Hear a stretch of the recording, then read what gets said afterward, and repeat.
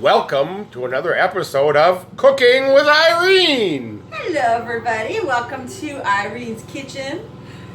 I have a special treat in store for you today. Today we're making Succatash or Succatash. And if you eat my version, you'll be suffering all right the next day. If you know what I mean. Anyway, come on over and take a look at step one. As you can see, I got a lot of stuff going on in this pot. We've got sweet peppers, we've got hot peppers, we've got celery, we've got onions, and we've got garlic. And I've got some nice extra virgin olive oil. And we're going to start sauteing this just until it tenderizes a little bit. After, we're going to add our tomatoes. So, I didn't want to bore all of you, so I had all of this chopped and prepped beforehand because it did take me a couple of hours. So, you know, it's worth the effort, trust me, because it's delicious. So, if you go over here, you've got your tomatoes, which have been cut up. Sexy tomatoes. I stewed the large ones and took the peels off. But then I also used a lot of my cherry tomatoes. These are all from my garden, and some which were donated from my mother's garden. But the cherry tomatoes, I don't bother taking the skins off because you don't really taste it. It's fine. Lots of good nutrients in the skin. So you can see that it's very watery, so we don't want all that water. So we're going to go over here, and we're going to pour it into our strainer, and we're going to get rid of some of that water. But again, we're not adding it to our pepper onion mixture until it's kind of got a little soft and it's cooked for a few minutes. So we're just going to prep this and let it sit for a little while. I haven't added salt to anything yet. A good way to get rid of some of the water as well is to add a little bit of salt, but I'm not going to bother because it's pretty much separated from the water already. Look, you can see how much water's in there. So you don't want all that in your Succatash because it'll take forever to cook. So, look at that. Look at all those tomatoes. Yummy, yummy. Okay, we're just going to let it sit. You can save this juice and use it for something. You can drink it if you want. I mean, I don't know if I will, but anyway, it's there. So we're just going to let this sit. Pretty easy so far. Succatash. Suffering. Two guesses on who used to say suffering Succatash. It was Sylvester the cat. So, this is what our mixture looks like. Now, as for amounts, there's really no rules to any of this. Some people don't add celery at all. My husband loves celery, and it does keep its crunch, so it is a nice addition. So I use about equal parts tomatoes and sweet peppers, and then I add a few hot peppers. Depends on how hot you want it. You don't have to add hot peppers at all. And then I add, you know, maybe half the amount of the onions. What? So be careful when you're cleaning your hot peppers, ladies and gentlemen. And wash your hands thoroughly, and don't be touching this puss because you'll be sorry.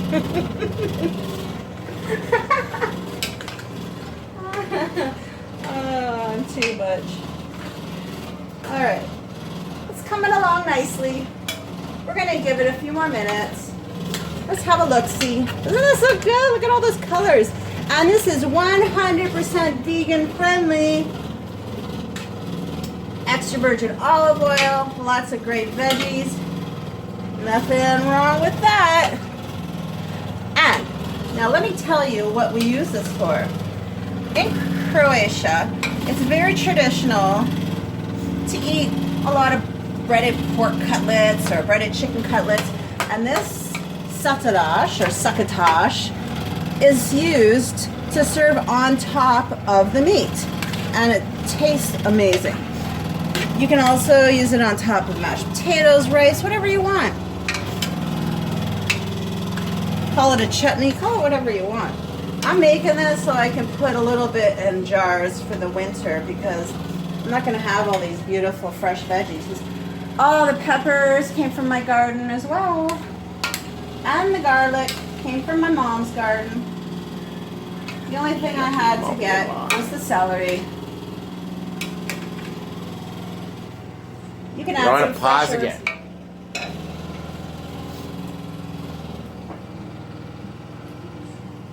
Ready? Yes. I'm going to add a little bit of salt at this point and some seasonings. I'm using Himalayan sea salt. So again, no rules. I'm going to put a couple of pinches and then at some point I'll try it. And if I need more, I'll add more. I'm also going to grab my pepper grinder and we're going to add quite a bit of nice fresh ground pepper.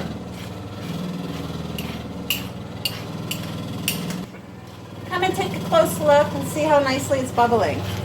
Now, it's been cooking long enough and I think I'm pretty confident that I can add my tomatoes now. A little juice is fine. But I'm still grinding that pepper because it's not coming out very fast. Alright, that's good for now. I'm getting my tomatoes. Ooh, look at all that juice. Look at all that water that's come out. So you don't want all that.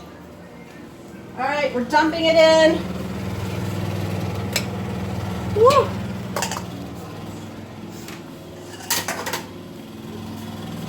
We're giving it a stir. Oh, doesn't that look amazing?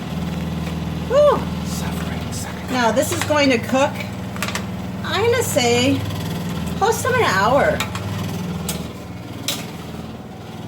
And now, my lovely cameraman's going to follow me outside, where I'm going to pick some fresh thyme to put in my succotash.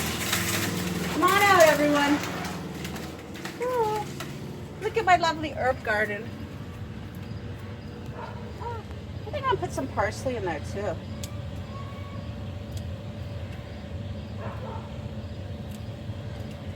Oh, here's my thyme.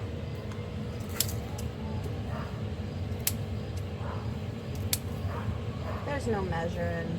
There's just adding whatever you feel like adding. Nothing better than fresh herbs.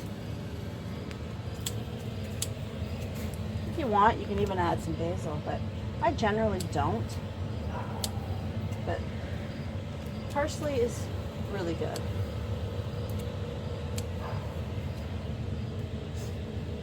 So I think I'm just going to use up all this parsley that I have because.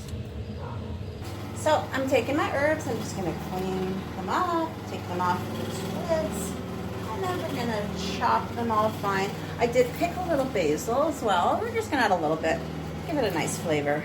You don't have to. A little Italian flair. So this is our thyme. So now I'm just chopping up my herbs that I picked. We want them nice and fine. I'm showing off my chopping skills. Shopping skills. No, chopping, not shopping. Although I do have skills in shopping as well. Oh, yeah.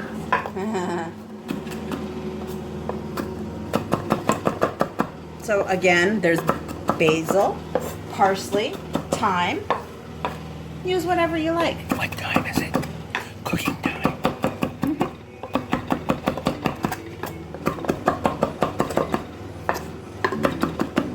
And I'm getting this nice and fine. You want it nice and fine.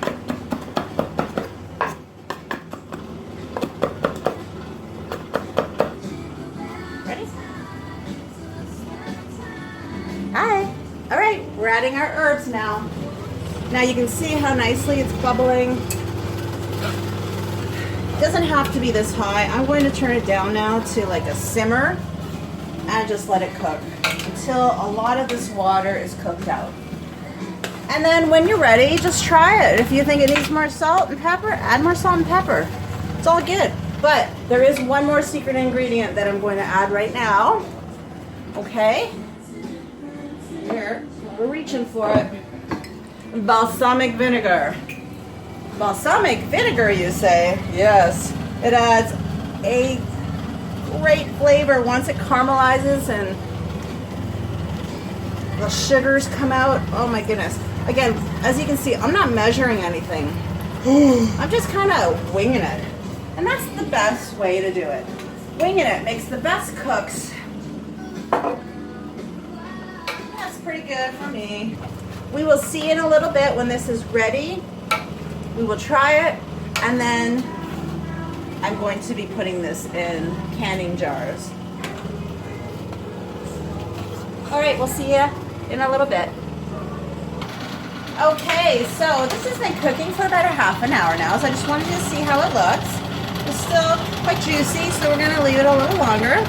But this gives me a good opportunity to clean up because the kitchen's a mess. But anyway, I've tried it. It tastes delicious. There's just enough salt, but if there wasn't, you can always add more. Don't oversalt it because you can't take it away. All right, see you in a bit.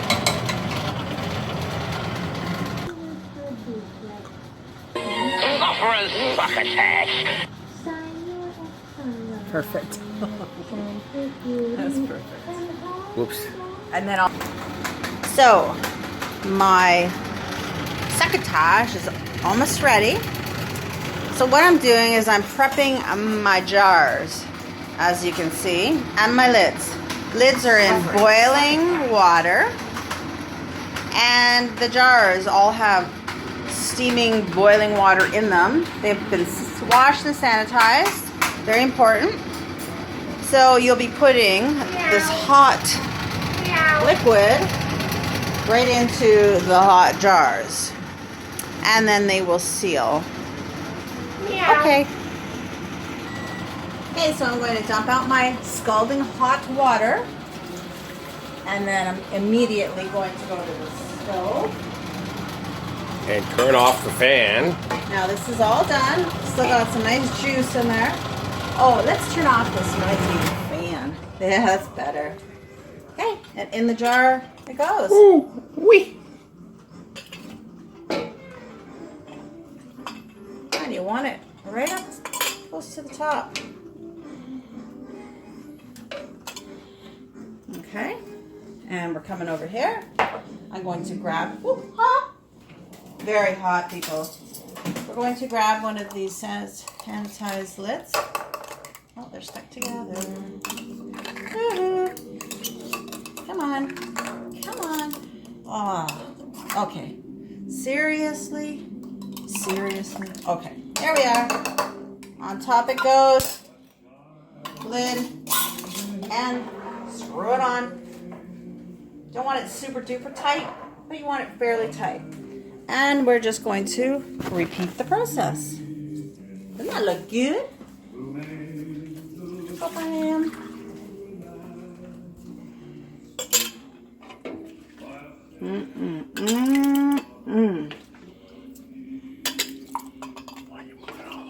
Tastes delish.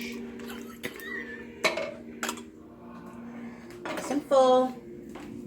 Once again, sanitized lid. Very hot, boiling water. And done. We're gonna leave these on. Okay, we're all finished. I've got my jars all sealed and filled, and I even have a little left over for some dinner tomorrow night.